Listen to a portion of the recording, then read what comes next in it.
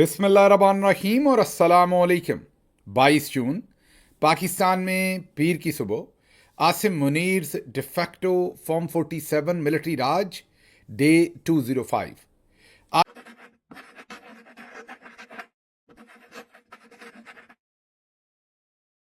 आज की अहम तरीन खबरों में सबसे पहले स्विट्जरलैंड से मुज़ाकरात का अहवाल। मुज़ाकरात के अंदर खलल आ गया है क्योंकि ईरान ने मज़ीद मुज़ाकरात करने से इनकार कर दिया है। ये सब कुछ हुआ कैसे, ये भी आपको बताएंगे और कुछ टेंस फुटेज भी आपके सामने रखेंगे। हुआ कुछ यूँ कि जो पिछला व्लॉग है उसमें हमने आपके सामने फुटेज भी रखी जो जेडी वैंस थे, उनके कुछ कलमात भी रखे जो उन्होंने फील्ड मार्शल और अपनी बेगम का एक मुआवजना दिया कि कितनी ज़्यादा बात उनकी फील्ड मार्शल से पिछले 3 महीनों में हो रही है। बहरहाल जब मुज़ाकरात का बाकायदा सेशन, ये तो वो मुलाकातें थीं जो पाकिस्तानी डेलीगेशन के साथ और कतरी डेलीगेशन के साथ अमरीकी वफ्द ने की अलग से और ईरानी वफ्द ने अलग से की, लेकिन जब सब ने इकट्ठे बैठकर मुज़ाकरात करने थे तो वहाँ पर सबको हैरान कर देने वाले मनाजर सामने आए। ये तकरीबन 60 से 80 मिनट का पहला दौर हुआ। एक दौर हुआ और दूसरा दौर शुरू होने से पहले ईरान ने ऐलान कर दिया कि हमने मज़ीद मुज़ाकरात नहीं करने। तो जो पहला दौर होना था उसके लिए एक अलग से कॉन्फ्रेंस रूम या कमरा जहाँ पर ये मुज़ाकरात होने थे, वहाँ पर अमरीकी डेलीगेशन पहुँच गया। अमरीकी डेलीगेशन जिसमें जैरेड कुशनर हैं जो सदर ट्रंप के दामाद हैं, स्टीव विटकॉफ हैं जो मिडल ईस्ट के लिए उनके स्पेशल एनवॉय हैं। इन दोनों के साथ आसिम मुनीर साहब के गहरे मरासम हैं। इनके साथ कैसे मरासम हैं वो हम आपको बहुत बार डिटेल से बता चुके हैं कि जो स्टीव विटकॉफ हैं उनके बेटे के साथ पाकिस्तान ने बहुत सारे एग्रीमेंट्स किए, जो उनकी एक कंपनी है जो रेमिटेंसेज और क्रिप्टो करेंसी और उससे रिलेटेड काम करती है। और उस तरीके से पाकिस्तान करीब हुआ स्टीव विटकॉफ के, और स्टीव विटकॉफ के ज़रिए से आसिम मुनीर जो हैं वो करीब हुए वाइट हाउस के सदर ट्रंप भी और जेडी वैंस भी और दूसरे सब के भी। अब यहाँ पर आपको ये याद रहे कि ये जो क्रिप्टो से रिलेटेड सारा मामला था उस टाइम ऐसे ही लगा जैसे पाकिस्तान में आप क्रिप्टो करेंसी की माइनिंग करनी है। हालांकि आपके सामने ये हमने बताया था कि पाकिस्तान के लिए किसी सूरत भी फ़ायदेमंद चीज़ नहीं है। असल दुनिया में ऐसे ममालिक हैं जहाँ पर $500 की एनर्जी इस्तेमाल होती है, ओवरऑल खर्च होता है एक बिटकॉइन को माइन करने के लिए। पाकिस्तान में तकरीबन $54,000 लगेंगे एक बिटकॉइन को माइन करने के लिए। मतलब कि पाकिस्तान में ये बहुत इतना ज़्यादा खर्च आएगा, आजकल तो उतनी शायद कीमत भी बिटकॉइन अदा ना कर सके। लेकिन ये सौदा बेचा गया क्योंकि उन्हें भी लूर करना था और सभी को बेवकूफ़ बनाना था। ये हमारा पहला मौका नहीं है कि हमने लोगों को बेवकूफ़ बनाया। हम अगर 78 साल से या 75 साल से अपनी कौम को बेवकूफ़ बनाते आए हैं तो हम बाकी सबको भी बेवकूफ़ ही बनाते आए हैं। बहरहाल मरासम बन गए, उसके बाद क्रिप्टो करेंसी बीच में से गायब हो गई और अब आजकल पूरी तवज्जो जो है वो ईरान जंग पर है और हम सालसी करवा रहे हैं। बहरहाल ईरान का डेलीगेशन जो है वो अंदर नहीं आया और अमरीकी डेलीगेशन आके वहाँ पर खड़ा रहा। इसकी फुटेज अब सबके सामने मौजूद है और पूरी दुनिया को इसने हैरान कर दिया है। अमूमी तौर पर जिसके पास लेवरेज ज़्यादा होती है वो बाद में आता है। मतलब जो रिसीविंग एंड पे होता है मुज़ाकरात में, एक पार्टी ज़ाहिर है भारी पार्टी होती है। हमेशा मुज़ाकरात होते हैं कॉन्फ्लिक्ट्स के दरमियान और दोनों का उसमें फ़ायदा और नुकसान होता है, ज़ाहिर है। लेकिन हर मुज़ाकरात के अंदर तकरीबन एक ऐसी पार्टी होती है जो थोड़ी सी भारी होती है। जैसे अभी अगर आप यूक्रेन और रशिया की अगर आप सुलह करवाने के लिए उन्हें किसी जगह पर बिठाते हैं तो जाहिर बात है इस वक्त भी मेरे ख्याल में रशिया का पलड़ा थोड़ा सा भारी है। तो बिल्कुल इसी तरीके से ये वाली जो सूरत हाल है इसमें भी ईरान अगर ये समझता है उनका पलड़ा भारी है तो वो बाद में आएंगे कमरे में, और अगर अमेरिका समझता है कि उनका पलड़ा भारी है तो वो बाद में आएंगे, और अगर कोई बहुत भी अच्छा अरेंजमेंट होगा तो दोनों इकट्ठे दाखिल होंगे। यहाँ पर सबने अजीब मनाजर देखे कि अमरीकी वफ्द आ गया, इनके साथ खड़े होकर बातें करता रहा और वहाँ पर काफ़ी लंबा अरसा, कोई 2 मिनट 5 मिनट 10 मिनट नहीं, वहाँ पर बहुत लंबा अरसा उन्हें इंतज़ार करना पड़ा। और फिर जब ईरानी वफ्द आया तो उन्होंने पहले ये, एक तो वो लेट आए, इनको इंतज़ार करवाया अमरीकी वफ्द को। अब यहाँ पर ये याद रहे कि ये जो वफ्द ने आना था ये कोई बाहर से नहीं आना था, वो उसी होटल में, उसी प्रॉपर्टी में, किसी और कमरे में बैठे हुए थे।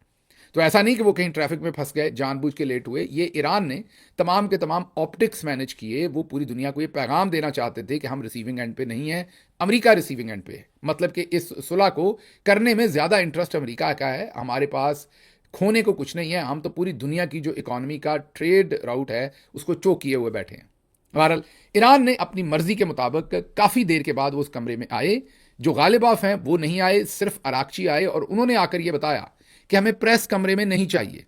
मतलब सामने जहां इन्होंने खड़े होकर एक ग्रुप फोटो देना था, एक अलामती फोटो जिससे पूरी दुनिया में कल उसने छपना था अखबारात में, हैंड शेक होना था, दिखाना था कि एक तरफ गालिब बाफ और दूसरी तरफ जो जेडी वैंस हैं, और फिर तमाम जो सालस हैं वो पीछे खड़े हैं और वो दोनों हाथ मिला रहे हैं, या लेफ्ट राइट सालस खड़े हैं और वो दरमियान में हाथ मिला रहे हैं।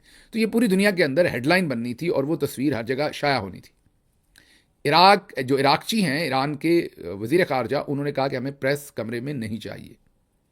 अब जो जेडी वैंस हैं, उन्होंने पहली गलती जल्दी आकर की, दूसरी गलती ये की कि प्रेस कमरे के अंदर थी जब वो आकर खड़े हो गए। उससे हुआ क्या कि वो जो खड़े इंतज़ार कर रहे थे, और एक इंतज़ार करने की भी एंग्जाइटी होती है, आपको भी कहीं इंतज़ार करना पड़ता है, तो वो कोई बहुत प्लेजेंट काम तो नहीं होता किसी का इंतज़ार करना। तो वो जो इंतज़ार की एंग्जाइटी थी, वो भी क्योंकि प्रेस कमरे के अंदर थी, अमूमी तौर में शुरू में थोड़ी देर प्रेस को रखा जाता है और फिर उन्हें अल्लाह हाफिज़ कर दिया जाता है, वहाँ से खुदा हाफिज़ कर दिया जाता है, और बाद में उसी कमरे के अंदर फिर डेलीगेशन बैठ के बात करता है या किसी और कमरे में।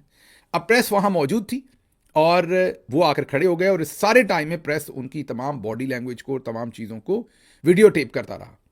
और जाहिर है उसमें बहुत सारी ऐसी तस्वीर भी जेडी वैंस की गई जिसमें वो वाज़े तौर पर एंग्जाइटी में नज़र आ रहे थे। फिर इराकची जो हैं, ईरान के वजीर खारजा, वो दाखिल हुए और उन्होंने कहा कि हमें कमरे में प्रेस नहीं चाहिए, मतलब प्रेस को बाहर भेज दें। और उन्हें यह बताया गया कि हैंडशेक होना है और एक ग्रुप फोटो बननी है। उन्होंने कहा नहीं, हम हैंडशेक की तस्वीर नहीं बनाएंगे। मतलब ईरान ने इनकार कर दिया कि वो अमरीकी जो नायब सदर हैं और उनका डेलीगेशन है, उनके साथ हैंडशेक तस्वीर कैमरे के सामने नहीं करेंगे और तस्वीर नहीं बनवाएंगे। इसका मतलब ये नहीं कि वो उनसे मिले नहीं या उन्होंने हैंडशेक नहीं किया। जाहिर है मुज़ाकरात में बैठ रहे हैं तो हैंडशेक भी करेंगे, मिलेंगे भी, लेकिन कैमरे के सामने जो एक अलामती हैंडशेक होता है वो उन्होंने करने से इनकार कर दिया। तो ईरान लेट आया, प्रेस के सामने आने से इनकार किया कि प्रेस की मौजूदगी में हमने अंदर नहीं आना, प्रेस को बाहर भेजा गया और हैंडशेक से भी इनकार कर दिया। तो ये जो 3 ऑप्टिक्स थे ये ईरान ने अपने हक में किए। ये ज़रा तस्वीर देखिएगा, ये तस्वीर उस वक्त की है जब ईरान ने इनकार कर दिया तस्वीर लेने से। अब हम तो वहाँ लेने ही तस्वीर गए हैं, तो आप हमारे तीनों लोगों के बेचारों के चेहरे देखें कैसे उतरे हुए हैं। ऐसे है जैसे किसी के गड्ढे का पहिया टूट गया हो, इनकी हालत बिल्कुल ऐसी है, तीनों का आप देख लें अहवाल। उसके बाद मैंने आपको बताया कि 60 से 80 मिनट की पहली सेशन हुई। पहला एक वहाँ पर जो मीडिया रिपोर्ट कर रहा है, ज़ाहिर है हम खुद तो वहाँ नहीं है, जो इंटरनेशनल मीडिया रिपोर्ट कर रहा है वो बता रहा है कि 60 से 80 मिनट का सेशन हुआ, जिसके अंदर यूरेनियम के ऊपर बातचीत हुई। ये जितने भी हल तलब मामलात हैं, पैसों से रिलेटेड हों, वो भले स्ट्रेट ऑफ हॉर्मुज़ से रिलेटेड बातचीत हो, तो वो तमाम चीज़ों के ऊपर एक इनिशियल गुफ्तगू हुई। दूसरा सेशन शुरू होना था, एक ब्रेक ली गई कि उसके दरमियान में सदर ट्रंप ने अमेरिका में एक इंटरव्यू दे डाला जो ऑन एयर हो गया। उस इंटरव्यू से सदर ट्रंप का यह बयान वायरल हो गया, जिसमें सदर ट्रंप ने यह कहा कि अगर ईरान बंदे का पुत्र ना बना तो हम ईरान को दबरदूस कर देंगे, मतलब कि ईरान की तबाही निकाल देंगे, उसको हम उसके परखच्चे उड़ा देंगे, हम इतने बम मारेंगे कि बहुत ज़्यादा शिद्दत के साथ हमला करेंगे और तबाही मचा देंगे। और उन्होंने उसमें यह कहा कि अगर ईरान ने जो प्रॉक्सीज़ हैं जैसे हिजबुल्ला हैं और दूसरे हैं, उनको फाइनेंस करने से वो बाज ना आए, उन्हें सपोर्ट करने से बाज ना आए, अपनी प्रॉक्सीज जो है उन्हें उन्होंने एक्टिवेट करने से अपने आप को ना रोका, तो हम फिर ईरान की तबाही कर देंगे। अब याद कीजिए वो जो 14 पॉइंट थे जिनके ऊपर इनिशियल मुआहदा हुआ, उसके अंदर एक पॉइंट ये भी था कि ईरान को नहीं कहा जाएगा कभी भी कि वो अपनी प्रॉक्सीज से पीछे हटें, या ईरानी प्रॉक्सीज को निशाना खित्ते में नहीं बनाया जाएगा।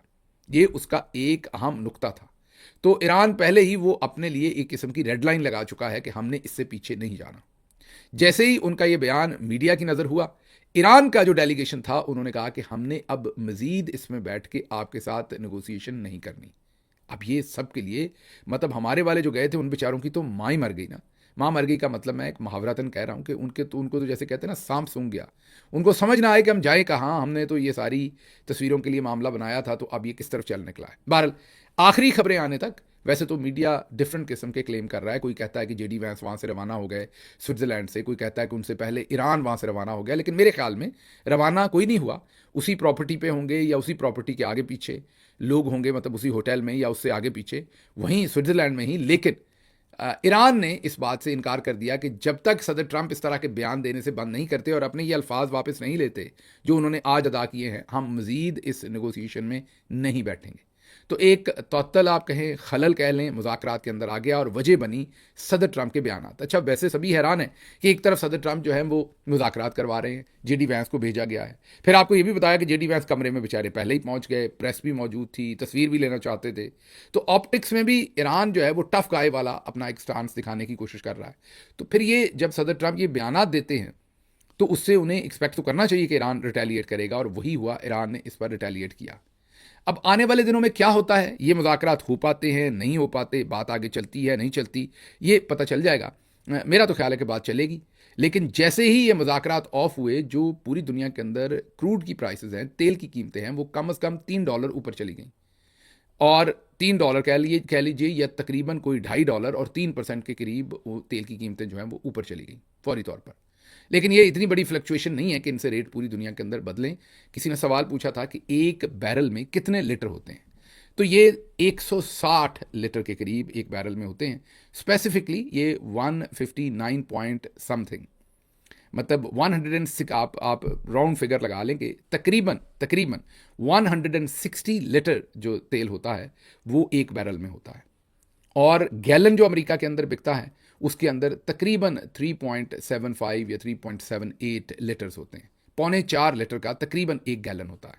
तो 4.25 लीटर का एक गैलन होता है और 160 लीटर का एक बैरल होता है, जिसकी हम तेल के बैरल की कीमत आपको बताते हैं $76, $76 या $73। अच्छा, अक्सर आप सोचते होंगे कि ये मैं 76 भी कहता हूँ, 76 भी कहता हूँ, ये दोनों फिगर्स आपको क्यों देता हूँ? वजह यह है, हमें बहुत सारे सुनने वाले अमेरिका में, बरतानिया में, यूरोप में, जो लोग उर्दू में गिनती को नहीं जानते। अब आप कहेंगे वो कौन से हैं? वैसे तो आप पाकिस्तान में ही देख लें, आपके DG ISPR को ही नहीं पता।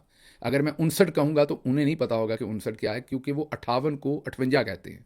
तो आप समझ सकते हैं कि सारे लोग उर्दू की गिनती को नहीं समझते। इसी तरीके से लोग 89 और 89 के अंदर भी कंफ्यूज करते हैं। लेकिन बहुत सारे लोग जो पाकिस्तान में पैदा नहीं हुए, पाकिस्तानी पेरेंट्स के घर में, मीन जिनके माँ बाप पाकिस्तानी हैं लेकिन वो अमेरिका में पैदा हुए या बरतानिया में पैदा हुए या वो वेस्ट में पैदा हुए कहीं भी, और वो ज़ाहिर है पाकिस्तानी स्कूलों में नहीं पढ़े, उर्दू को लिख नहीं सकते, उस तरीके से पढ़ नहीं सकते, लेकिन माँ बाप उर्दू बोलते थे तो वो जब उर्दू को सुन के वो समझ सकते हैं लेकिन लिख और पढ़ नहीं सकते। तो उनके लिए फिर ये ज़रूरी होता है कि हम उसी गिनती को अंग्रेज़ी में भी आपके सामने रख देंगे ताकि उन्हें एग्जैक्ट फिगर्स का पता चले कि हो क्या रहा है। तो अब ये तेल की कीमतें भी ऊपर गई हैं, लेकिन ये तो मेरा ख्याल एक आध दिन में फिर अगला सेशन बैठेगा तो फिर नीचे आ जाएंगी। तो फिलहाल ईरान कभी भी यूरेनियम जो है इनरिच करने से अपने बुनियादी हक से पीछे नहीं हटेगा।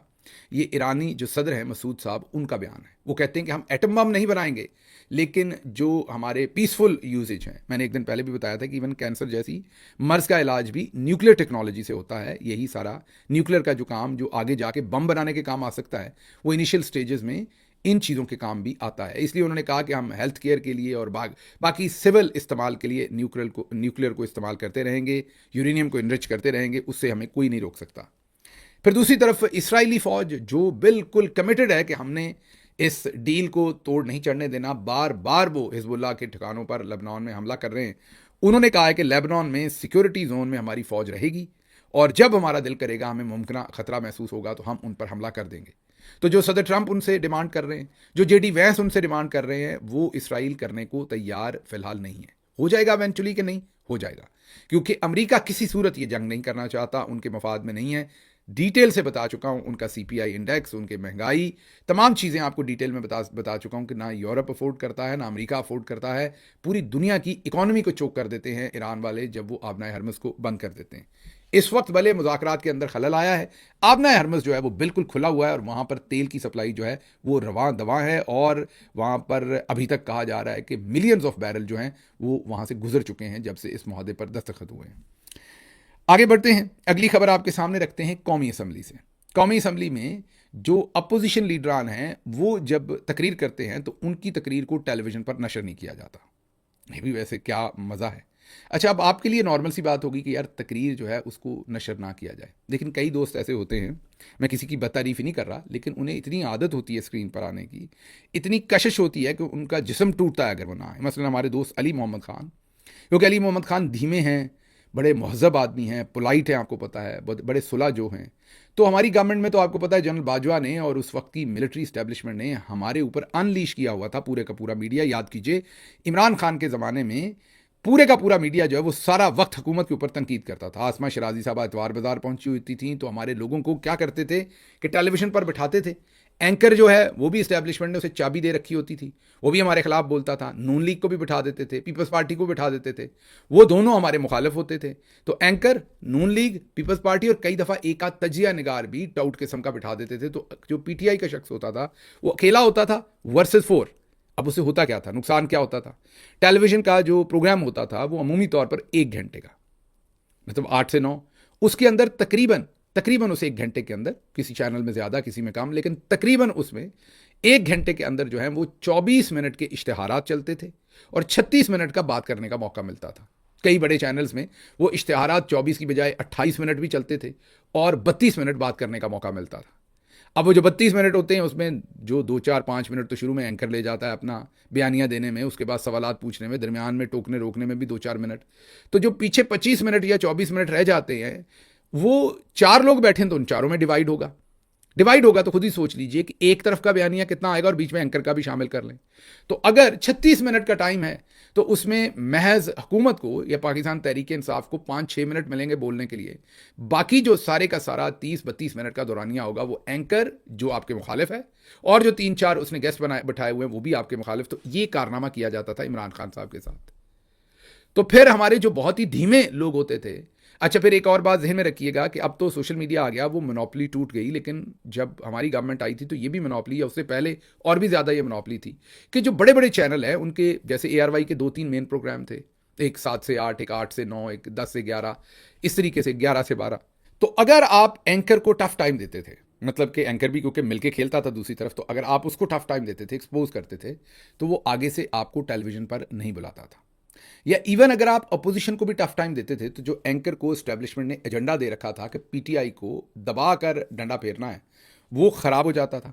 अगर कोई हमारे जैसा बदतमीज़ चला जाता था, जैसे बदतमीज़ कहते थे प्रोग्राम में, और वो अपनी बात दबा कर करता था, तो फिर क्या करते थे कि एंकर साहब का पूरा एजेंडा शटर्ड हो जाता था। तो ऐसे लोगों को आइंदा टेलीविजन पर नहीं बुलाया जाता था। अब जो तो हुकूमत का मेन चेहरा होते थे, मेन चेहरे का मतलब है कि जैसे आज अगर आप देखें तो इन्फॉर्मेशन मिनिस्टर आपको एक नज़र आएंगे पंजाब में ऊपर, तो जो इन्फॉर्मेशन मिनिस्टर या स्पोक्स पर्सन होते हैं वो तो मीडिया में आते ही रहते हैं। जैसे फवाद चौधरी थे, मैं था, दूसरे दोस्त थे, हम लोगों ने तो मीडिया पे आना ही होता था। इसलिए हमें उससे इतना फ़र्क नहीं पड़ता था अगर कोई एंकर हमें ब्लैकआउट करता था, अपने शो पर नहीं बुलाता था, तो वो 2 4 5 दिन के बाद हमारे पास इन्फॉर्मेशन, क्योंकि हुकूमत की मेन उन्हीं लोगों के पास होती है, तर्जमानों के पास, तो उन्हें बुलाना पड़ता था। लेकिन जो दूसरे MNAs होते थे आम या वजीर, उनको जब कोई ब्लैकआउट करता था तो उनके लिए मसला बन जाता था फिर टीवी पे आना। तो मुझे अच्छी तरह याद है कि चंद दोस्तों में, एक गुस्सा ना करें अगर दोस्त, एक हमारे सदाकत अब्बासी साहब, उनके साथ बड़ा जुल्म किया गया, आपको पता है कि बहुत ही जुल्म करके उनसे पार्टी छुड़वाई गई। उनको भी टीवी पे जाने का बहुत ज़्यादा मज़ा आता था। इसी तरीके से अली मोहम्मद साहब को भी, अली मोहम्मद साहब को टेलीविज़न पर जाने से कई दफ़ा रोकना पड़ता था। रोकना क्यों पड़ता था कि जब हमें ये नज़र आता था कि टेलीविज़न पर हमारे खिलाफ है बयानिया, तो ये शरीफ आदमी ये उस तरीके से जाके ज़बरदस्ती अपना बयानिया वापस नहीं रख सकेंगे, क्योंकि बदमाशी गुंडागर्दी थी ना, 4 वर्सेस 1, 4 वर्सेस 1 होता था ना। तो अपना आपको फिर जिसे कहते हैं ना कि अपना धक्का दे के वापस आपको अपना बयानिया रखना पड़ता था। तो अली मोहम्मद एक पोलाइट आदमी है, वो ये नहीं करते थे। तो अगर उनको रोकते थे ना तो वो रुकते नहीं थे, नाराज़ हो जाते थे, दिल टूट जाता था, ऐसे होता था जिस्म टूट रहा है उनका टीवी पे जाने को। तो अगर आप याद करें तो अली मोहम्मद एक दिन में 4 प्रोग्राम टेलीविज़न पर करते थे। और इनको क्योंकि मैं तर्जुमान होता था, वज़ीर आज़म ने कई दफ़ा कहा होता था देख लें कौन कौन जा रहा है, हमारा बयानिया ठीक जा रहा है कि नहीं, तो अली मोहम्मद साहब को रोकना मुश्किल होता था। लंबी बात हो गई आपको ये किस्सा मैंने सुनाने की कि ये बहुत सारे दोस्त जो टेलीविज़न पर, अभी भी आप नून लीग से भी देख रहे हैं, तो ये कुछ जमात नहीं भेज रही होती, कुछ दोस्तों को शौक बहुत होता है मीडिया पर जाने का। अब उसी शौक में अली मोहम्मद खान साहब ने अब ये तकाजा किया है वहाँ पर कि हमारी तकरीरें आप ना रोकें, स्पीकर से ही कहा है। गौहर खान साहब ने भी यही कहा है कि अपोजिशन की तकरीरें जो हैं वो खुदारा मत रोकें, उन्हें ब्रॉडकास्ट होने दें। अली मोहम्मद खान साहब ने तो एक कदम आगे जाके कहा है कि मुसल्ला अफवाज और अदलिया पर तनकीद नहीं होनी चाहिए। मतलब वो ये कह रहे हैं कि सारे MNAs अच्छे बच्चे बन जाएं, जर्नल्स के ऊपर कोई बात ना। अच्छा, ये भी एक बहुत बड़ा पाकिस्तान के अंदर फ्रॉड है। फ्रॉड क्या है कि अगर आप किसी मिलिट्री जनरल पर तनकीद करते हैं, उसकी गलत कारी पर तनकीद करते हैं, तो कहा जाता है फौज पर तनकीद हो रही। ऐसे ही है जैसे कोई मौलवी साहब किसी मस्जिद के मदरसे में किसी बच्चे के साथ ज्यादती करते हैं, आप उन मौलवी साहब को बुरा भला कहते हैं, तो इसका मतलब ये थोड़ी आपने मजहब पर तनकीद कर दी या आपने मस्जिद पर तनकीद कर दी, आप तो उस इंडिविजुअल पर तनकीद कर रहे हैं ना। लेकिन यहां क्योंकि जर्नल्स को सूट करता है शहीदों के पीछे छुपना, फौज के पीछे छुपना। तो आप किसी भी मिलिट्री जर्नल की आइन शिकनी बताएं, उसकी आइन को तोड़ने की वारदातें बताएं, करप्शन बताएं, तो फौरी तौर पर ओहो फौज पर तनकीद मत करें। ऐसे किसी जज की गलतकारी बताएं, ओहो अदलिया पर तनकीद मत करें। तो अली मोहम्मद खान साहब वो गुड कॉप खेलने की कोशिश कर रहे हैं और वो कह रहे हैं कि सारे एमएनए इस पर बात ना करें। साथ गौहर खान साहब ने भी कहा है कि अपोजिशन मेंबरान की तकरीरें टेलीकास्ट नहीं हुई, अगर जजेस का नाम लेकर इन पर तनकीद की जाएगी तो जनाब स्पीकर आपने जो किया ठीक किया। आजम नज़ीर तारड़ आगे से कह रहे हैं कि आप जजेस पर और जर्नल्स पर तनकीद करेंगे तो हम आपकी तकरीरें काटेंगे। आगे से अयाज सादिक कहते हैं कि कई दफ़ा आर्म्ड फोर्सेस के खिलाफ यहां पर बात हो जाती। मैंने दोबारा कहा ना, ये बहुत बड़ा फ्रॉड है पाकिस्तान के अंदर। पाकिस्तान में 3-4 फ्रॉड है। एक आप जनाब का बड़ा फ्रॉड है, कोई बंदा चोर हो, बेवाओं के प्लॉटों पे कब्जा किया हो, रिश्वत लेता हो, तबाही मचाई हो, वो मर जाए तब उसके खिलाफ बात ना करें। करेंगे तो आप बहुत बड़े बदतमीज होंगे। आप जनाब से हटके आप किसी को चोर और करप्ट कहेंगे तब आप बड़े बदतमीज हैं। तो ये आप जनाब के अंदर ही सारी करप्शन होती है पाकिस्तान में, नंबर 1। नंबर 2 फ्रॉड ये है कि आपने किसी जनरल को बुरा कह दिया तो हो मुसल्लह अफवाज को आपने बुरा कह दिया।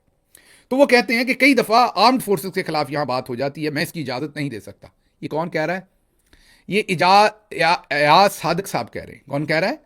अयाज सादिक साहब कह रहे हैं। ये कौन है अयाज सादिक साहब? ये वही हैं जब इंडिया के साथ इमरान खान के ज़माने में एक झड़प हुई थी, अभिनंदन वाली, याद कीजिए। तो ये कहते हैं कि आर्मी चीफ की टांगें कांप रही थीं और माथे पर पसीना था। ये याद है ना आपको इनका बयान? वो फरमा रहे हैं कि मैं आर्म्ड फोर्सेस के खिलाफ बात नहीं होने दूंगा। दूसरी तरफ जो वजीर दिफा हैं, उन्होंने तो आर्म्ड फोर्सेस का जो तिया पांचा किया था, उन्होंने कहा था इससे बुजदिल फौजी कोई नहीं, आज तक एक लड़ाई नहीं जीते। ये ख्वाजा आसिफ ने नाम ले लेकर इनके परखचे उड़ाए थे कि ना 71 में जीते, ना 65 में जीते, ना कारगिल में जीते। उन्होंने कहा इससे बुजदिल जो है वो लोग हैं ही कोई नहीं। फौज पूरी को कहा, उन्होंने कहा ये जीतते ही नहीं है और पूरी इम्प्यूनिटी के साथ ये पैसा लेते हैं। और उन्होंने बिल्कुल, लेकिन आज वो लोग तबलीग कर रहे हैं कि आप जर्नल्स पर तनकीद करेंगे तो आप फौज पर तनकीद करेंगे।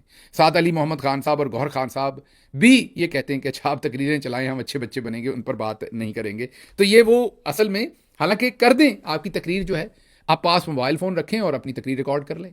अगर आप ढंग की तकरीर करेंगे, अच्छी तकरीर करेंगे, सोशल मीडिया पे चलेगी। बहुत सारे लोगों ने, आपको मोबाइल फ़ोन अंदर लेके जाने पे कोई पाबंदी नहीं है, बहुत सारे लोगों ने अपनी तकारीर जो है वो रिकॉर्ड की हैं और सोशल मीडिया पे डाली हैं और वो चली हैं। अगर आपने तकरीर, अब मैं होम्योपैथिक नहीं कहूँगा क्योंकि कई लोग मेरा ये व्लॉग देखते हैं, वो कहते हैं कि होम्योपैथिक बहुत ही मुरवजा किस्म का तरीका इलाज है। आप जब किसी भी बंदे के लिस्सेपन को, कमज़ोरी को होम्योपैथिक से कंपेयर करते हैं तो आप इस पूरे शोबे की तौहीन करते हैं। मैं उनसे एग्री करता हूँ। माजी में जो कहा उसकी माजरत, हम होम्योपैथिक नहीं कहेंगे, हम कुछ और कह लेंगे। तो बहरहाल ये जो आप नरम गरम किस्म की तकरीरें करते हैं, जब तकरीर के अंदर है कुछ नहीं तो उसने मीडिया पर वायरल नहीं होना। वो भले आप उनके कैमरा से चलवा लें, भले अपने फ़ोन से चलवा लें, तो तगड़ी तकरीर करें, वो चलेगी आपकी तकरीर जहाँ भी आप रखेंगे। अच्छा जी, यहाँ पर तो तकरीरें बंद हैं। उधर केपी में बजट के दौरान स्पीकर जो सलीम सवाती हैं, उन्होंने, बाबर सलीम सवाती जो केपी के स्पीकर हैं, वो अपोजिशन को कहते हैं कि बात करें, मैं आपका माइक खोलता हूं, और वहां अपोजिशन बात नहीं कर रही। साथ साथ वो पूछने ब्यूरोक्रेट से कि ये चीफ सेक्रेटरी और आईजी क्यों नहीं आए, बाद में इनको बजट नहीं मिला, तो ये कहेंगे हमें बजट कम मिला। मीन वहां पर ब्यूरोक्रेसी भी मौजूद नहीं थी सुनने के लिए। हाँ, ये अलग बात जो हम पिछले व्लॉग में आपको बता चुके हैं, और उससे पहले आपको शायद हमने ही ये वाहिद तज्जिया रखा था कि ये सब फ्रॉड हो रहा है आपके सामने, आपकी नज़रों के सामने। कोई एमपीएस का मसला नहीं है। ये मिलिट्री जनरल्स ने 2 ग्रुप बनाए हैं। ये कई दफ़ा आपको मार्केटिंग की ज़ुबान में बता दूं कि अगर आप किसी किस्म का कोई कोला पीते हैं ना, तो कई कंपनीज जो हैं वो मार्केट को सैचुरेट करने के लिए अपनी ही और प्रोडक्ट्स लॉन्च कर देते हैं ताकि कोई नया मार्केट में इंटर ही ना हो। उन्हीं की प्रोडक्ट के साथ लड़ती रहे। तो 2 बड़ी कंपनीज होंगी कोला की, तो बीच में उन 2 बड़ी कंपनीज ने 3-3, 4-4 अपनी ही चीज़ें जो है वो मार्केट में छोड़ी होंगी।